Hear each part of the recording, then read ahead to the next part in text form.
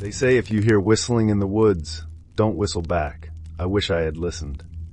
Because that night, deep in the forest, something whistled back at us, and it knew our voices.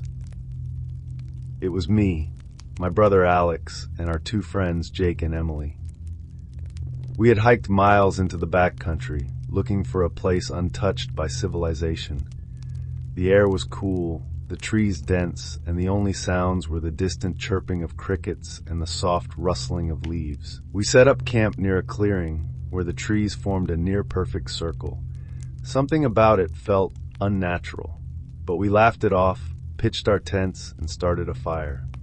As the night settled in, we sat around the fire, talking, laughing, telling stories. That's when we heard it. A whistle. It was faint, drifting through the trees like the wind carrying a tune. A simple rising and falling note. Alex smirked. Probably the wind, he said, but it didn't sound like the wind. It sounded intentional. We tried to ignore it, but the whistling came again. Only this time, it mimicked Jake's voice. He had been absent-mindedly whistling a tune earlier, and now the sound coming from the trees was an exact copy. Every pause, every inflection, perfectly repeated. Emily went pale. "That's not the wind," she whispered. Then the whistling changed. It started mimicking me. Alex stood up, shining his flashlight into the woods. "Who's out there?" he called. The beam cut through the darkness and landed on a figure, tall, motionless, watching. Its lips were pursed, and it was still whistling. Jake took a step forward. "Hey, who are you?" The figure didn't move. It just kept whistling. Then, in the blink of an eye, it wasn't there anymore. But the whistling? It was everywhere, all around us, circling us. The whistling moved. 1 second, it was behind us, then to our left, then right next to my ear. I spun around, heart pounding, nothing. Then I heard something new, breathing, slow, deep, right behind me. We ran back to the fire, huddling together. No one spoke, no one slept. The whistling continued, soft, persistent, like it was waiting. Eventually dawn broke and the whistling stopped. But when we stepped outside our tents, we saw them. Barefoot prints circling our camp. We packed up and left without a word. As we drove away, I swore I heard it, faint, almost lost in the wind. A whistle. Not just any whistle. My whistle. If you ever hear whistling in the woods, don't whistle back. Because sometimes, something might whistle back at you.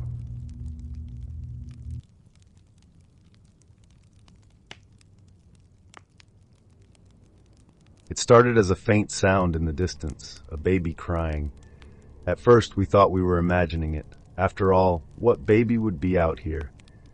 But then, it got closer, too close. And when we shined our flashlight into the trees, there was nothing there.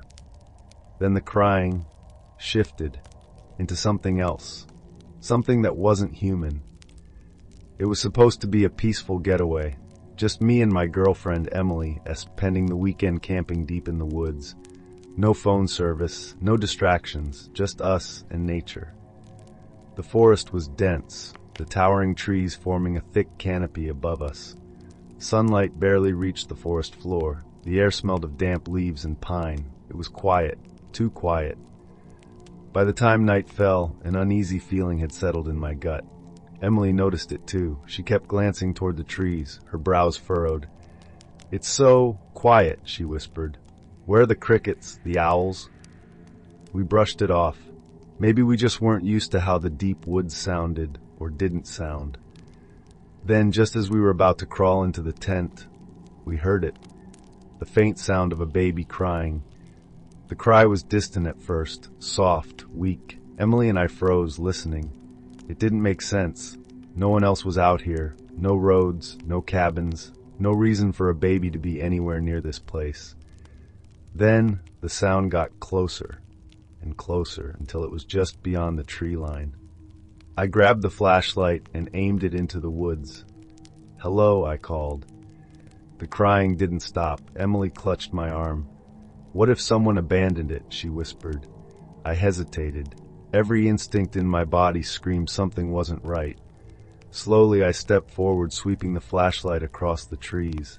But the moment the light hit the branches, the crying stopped. For a long moment, the woods were completely silent. Then a sound broke the stillness. A low, guttural chuckle. It came from the exact spot where the baby had been crying.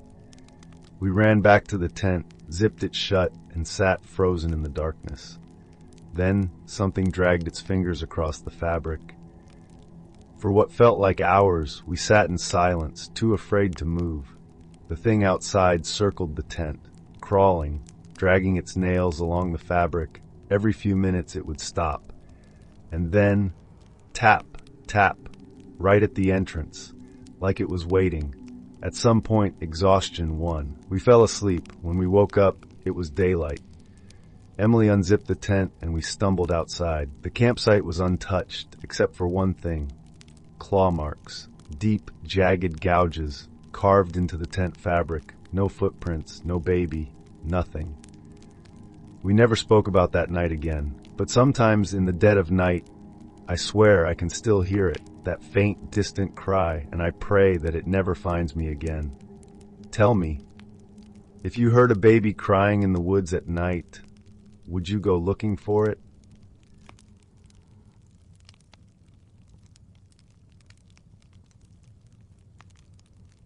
I don't know what it was. I don't know if it was human, but I do know one thing. It was hunting us. The scream echoed through the trees, twisting into laughter, high-pitched, broken, unnatural. Then the sound shifted. It was behind us now, much closer. Mark's voice was barely a whisper. We need to run. We didn't ask why. We didn't look back. We ran. It started as a simple camping trip. Just me, Mark, Josh, and Emily. We had driven hours away from the city, deep into the wilderness, where the air was crisp and the stars burned bright. We wanted isolation, no distractions, just nature and silence. But out here, silence isn't always a good thing. We had just finished eating when we heard it. A scream. Not an animal, not the wind. It was human. But wrong. It started as a cry for help, then twisted into something else. Laughter. Or was it agony? We grabbed our flashlights and scanned the trees. Nothing.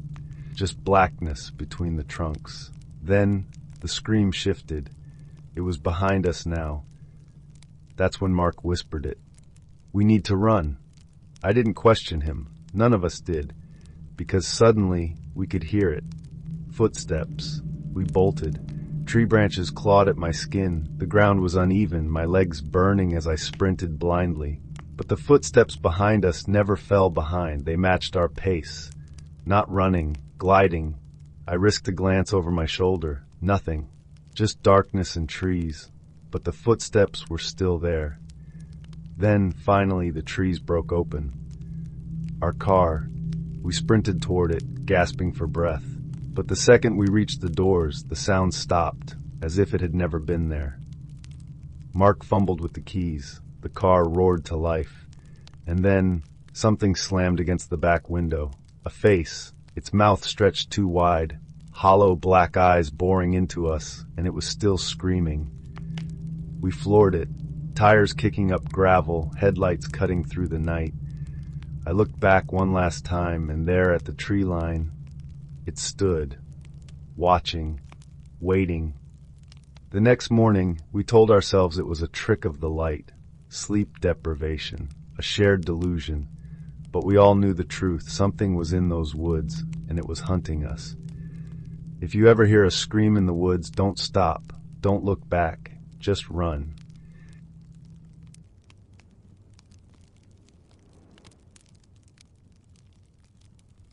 I don't know if it was human. I don't know if it was even alive. But I do know one thing. It saw us first. We didn't notice it at first, not until we were too far from the car, too deep in the forest to turn back. By then, it was already following us, watching, waiting. It was supposed to be a weekend getaway, just me and my best friend Ryan. A long hike, a remote campsite, no distractions. The trail was narrow, winding through thick woods, far from any roads or towns. The deeper we went, the quieter it got. No birds, no wind, just the sound of our boots crunching against dead leaves. That's when I saw it. At first I thought it was just a trick of the light, a pale shape high up in the trees. But then it moved. I stopped. My chest tightened. "Ryan," I whispered, pointing. He followed my gaze, squinting into the branches. Then he froze, because it was looking at us. We looked away for just a second. When we looked back, it was lower. Closer. Ryan muttered, "We should keep moving." His voice shook. We picked up our pace, but no matter how far we hiked, I couldn't shake the feeling that it was still there, watching. By the time we reached our campsite, the sun was setting. We tried to shake off the unease, laughing nervously as we set up the tent. Maybe it was just an animal. Maybe our eyes were playing tricks on us. But then we heard it, a soft scraping noise, high above us. The fire crackled. We sat in silence, listening. Then scratch, right above our tent. My skin went cold. Ryan grabbed my arm. "What the hell was that?" he whispered. Before I could answer, a heavy thump. Something had dropped from the trees, right next to our tent. We didn't move. We didn't breathe. Then something dragged its claws across the tent, a slow, deliberate scratch. Ryan gripped my wrist so tight it hurt. "We can't stay here," he mouthed. But stepping outside, into the dark, we were trapped. At some point, exhaustion won. We passed out. When we woke up, the forest was eerily silent. No birds, no wind. We unzipped the tent, and my stomach turned. Clumps of white hair, deep scratches in the dirt, and on my backpack, a single bloody handprint. We left everything behind, ran back to the car. Neither of us spoke the entire drive home. But sometimes, I wake up at night, and I swear outside my window I hear scratching. So, if you ever go hiking, look up. And whatever you do, don't look away.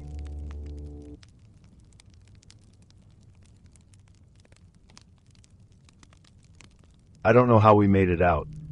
1 second we were walking. The next, he was there, standing in the middle of the trail, staring, black, empty eyes, a face too pale, too still. Then his mouth stretched open, and that's when we ran. It started as a simple camping trip, just me, my friends Eric, Sam, and Rachel. A weekend away, hiking and camping deep in the woods. We had a map, a planned route. We weren't amateurs, but the forest, it had other plans. We were about an hour into our hike when we saw it, a narrow trail branching off from the main path. It wasn't on the map, no signs, no markers, but something about it felt wrong. The trees were denser, the light barely reached the ground, and the further we looked, the darker it seemed to get. The deeper we went, the quieter it got. No birds, no insects, no wind rustling the leaves, just silence. Rachel was the first to notice. "Guys, do you hear that?" Eric laughed. "I don't hear anything." And that was the problem. Then we saw him, a man standing right in the middle of the trail. He didn't move, didn't speak, just stood there. His eyes black, empty, his skin too pale, like something wearing a human shape but not quite right. And then Sam whispered so quietly I almost didn't hear it. "Run." We turned, we ran. Branches slashed at my arms, my lungs burned. Then, behind me, footsteps. Not running, gliding, too fast, too smooth, too close. And then I heard it, a sound I will never forget, a wet, stretching grin. I could see it, the car. Sam fumbled with the keys. Rachel screamed. I turned, he was right there, his grin wider than ever. I dove into the car, slammed the door, and then he stopped, standing perfectly still at the edge of the woods, watching, smiling. We didn't stop driving, not until we reached the city. The next morning, we went back. We had to know, but the trail, it was gone. No broken branches, no footprints, just untouched forest, like it had never been there at all. I still dream about him, those black eyes, that impossible grin. And sometimes I wake up to silence, no birds, no wind, and I wonder, what if he found another trail? And what if someone else finds him?